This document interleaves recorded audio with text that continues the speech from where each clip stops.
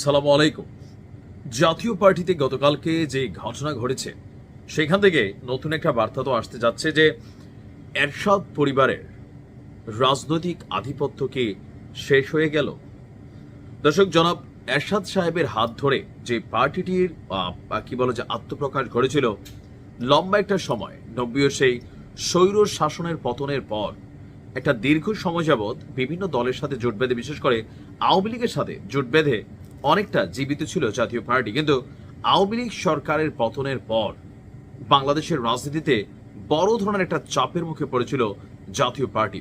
আর সেই দলটির যিনি খুবই গুরুত্বপূর্ণ একজন ক্যারেক্টার ছিলেন, জিএম কাদের, বা যে আমাদের এরশাদ সাহেবের স্ত্রী, যিনি কি বলা হয় যে বুড়ি খালাম্মা, বুড়ি দাদিও বলা যায়, রওশন এরশাদ, ওনারও অবসান ঘটেছে।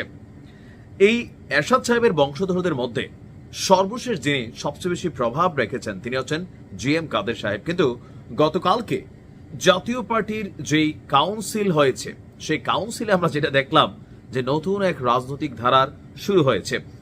জাতীয় পার্টির একাংশের চেয়ারম্যান হিসাবে আনিসুল ইসলাম মাহমুদ, মহাসচিব হিসাবে ABM Ruhul Amin Howlader, senior co chairman হিসাবে দলটির খুবই গুরুত্বপূর্ণ ব্যক্তি কাজী ফিরোজ রশিদ নির্বাচিত হয়েছেন।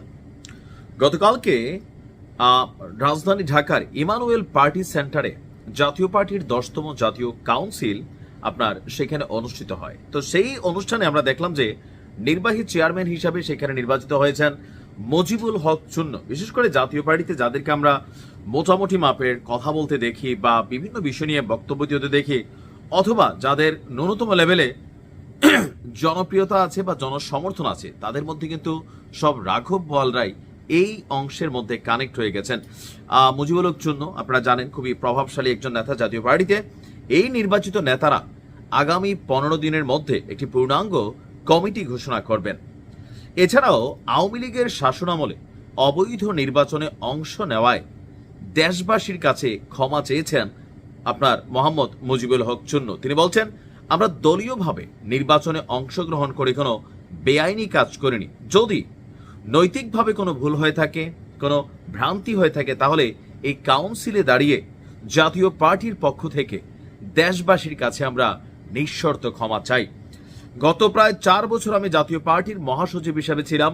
ভুলভ্রান্তি থাকতে পারে, যে সমস্ত ভুলভ্রান্তি ছিল সেগুলো আপনারা ক্ষমা সুন্দর দৃষ্টিতে দেখবেন। জাতীয় পার্টির মহাসচিব হিসাবে আমি দেশবাসীর কাছে একটি কথাই বলবো, রাজনীতি করতে গিয়ে দলীয় সিদ্ধান্তে সবসময় হয়তো সঠিক সিদ্ধান্ত নিতে পারেনি। অনেকগুলো নির্বাচন করেছি, অনেকে কটূক্তি করেন, স্বৈরাচারী বা বিভিন্ন দলের সহযোগী বা স্বৈরাচারের সহযোগী হিসাবেও আমাদেরকে আখ্যায়িত করেন। এখন জাতীয় পার্টির আসলে মূল শক্তি কতটুকু দেখেন, এটা one kind of Rangpur basis একটা দল হয়ে গেছে। রংপুরের বাহিরে বাংলাদেশের জনগণের কাছে যতক্ষণ এরশাদ সাহেব জীবিত ছিলেন, সকালে একটা ডায়লগ থাকতো, বিকালে আরেকটা। ওনার পরে যিনি আসতেন রওশন এরশাদ, তিনি তো ভাই আগাগোড়াই গাল চাপাইয়া চাপাইয়া, পান চিপাইয়া চিপাইয়া কথা বলতেন। কি বলতেন তিনিই বুঝতেন, পাবলিক বুঝুক না বুঝুক তাতে কি যায় আসে। একটা কাঠপুতলি বিরোধী দলীয় নেত্রী হিসাবে সংসদে মাঝে মাঝে একটু ডায়লগ দিতেন।